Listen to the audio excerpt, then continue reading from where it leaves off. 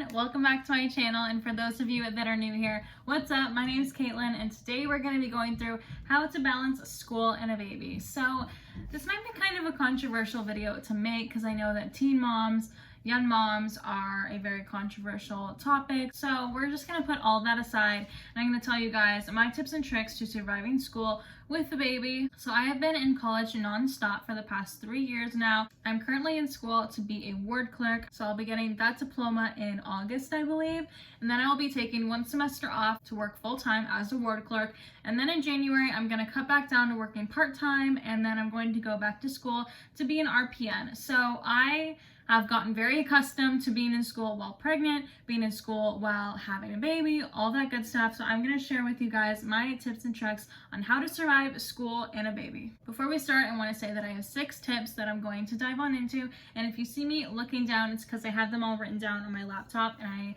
have my notes written down on there. So if you see me looking down, that's what I'm looking at. Starting off strong, we have make a to-do list for the next day every night. So a lot of people make a to-do list for their entire week. I personally like to do mine every single night for the next day. And this isn't even just for all of your school stuff, that can obviously go on there as well, but making a to-do list for the next day, whether it's about remembering to do the dishes, remembering to hand in that one assignment, remembering to complete that module, remembering to take your baby to the park, whatever it is, making a to-do list helps you to prioritize and make sure you remember everything that's really important that you want to get done. I love lists, and one thing that I do that I think really helps with motivation is I write down a few things on my to-do list every night that are really achievable, that I know that I'm going to get done. Even though I know that they don't have to go on my to-do list, it makes me feel better and will make you feel better if you write down a few achievable items on your list that you know you're going to be able to cross off. For example, ones that I do on mine every night are shower and tidy my room. Those are things I do every single day, and they help. They make me feel better being able to cross at least 2 things off my list. So I recommend doing that as well, just to keep you motivated. All right, tip number 2. This is another really important one.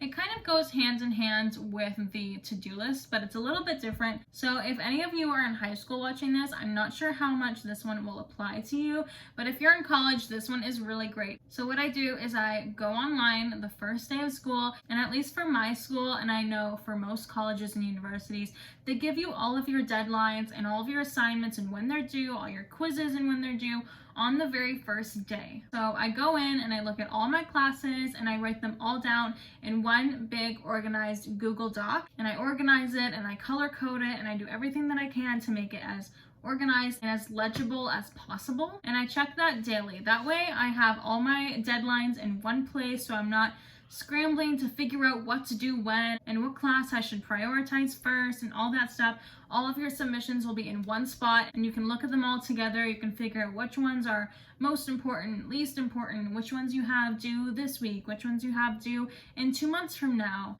So yeah, that's something that has helped me tremendously. Honestly, I don't think that I would be where I am in my college career today without doing that. So I highly recommend doing that if you can find all of your deadlines. Number 3, this one is a lot simpler, I promise. I recommend doing schoolwork when your baby is napping or at their happiest time of day.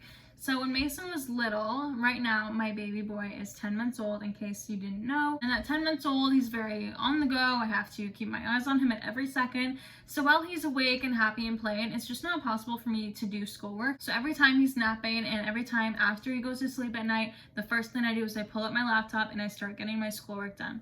But if your baby is little, like for example, when Mason was a newborn to like 5-6 months old, basically anytime before they're mobile, it's easy to figure out their happiest time of day, when they're least likely to cry or be hungry or any of that stuff, and do your schoolwork at their happiest time of day. I hope that one makes sense. All right, tip number 4 is try to stay ahead. This one sounds really simple, but it's a lot easier said than done. So I recommend staying like 1 to 2 weeks ahead of all the submission deadlines and 1 to 2 weeks ahead of the module that you're supposed to be on. So basically what I'm saying is try to hand things in early and get things done early. So if you or your baby get sick, you're not going to want to be doing schoolwork. That's the last thing that's going to be on your mind, especially if your baby is sick and it's their first time getting sick, your first time as a mom taking care of a sick baby. Schoolwork is just not going to seem like your first priority at that time. So staying 1 to 2 weeks ahead will ensure that you can take that week off that you or your baby is sick, or if you have to deal with a family matter, whatever it is, staying 1 to 2 weeks ahead will be your buffer. All right, tip number 5. This one is super important, at least for me, and it is to eat healthy. Now you're probably thinking, what the heck does eating healthy have to do with anything? But if you eat healthier, you're going to feel better. I know that a lot of people are stress eaters or emotional eaters. I know I am, like, for sure, and I crave like sweets a lot when I'm feeling stressed, especially. But no matter what you do, don't turn to that, because if you eat your best and you drink a lot of water, you stay hydrated, you're going to feel a lot better, which will ultimately lead you to feeling more motivated as well. All right, our last one, tip number 6, is do not be afraid to ask for help, and do not be afraid to accept help. This one is going to be really hard for a lot of first-time moms like myself, and a lot of new moms like myself, kind of. He's 10 months old. I don't know if I qualify as a new mom anymore, but I certainly feel like it. So accepting help sometimes can be really hard, especially as a young mom or a teen mom. Maybe some of you are older and in school with a baby anyways, but at least for younger moms like myself, sometimes it feels really hard accepting help just because your baby wasn't planned.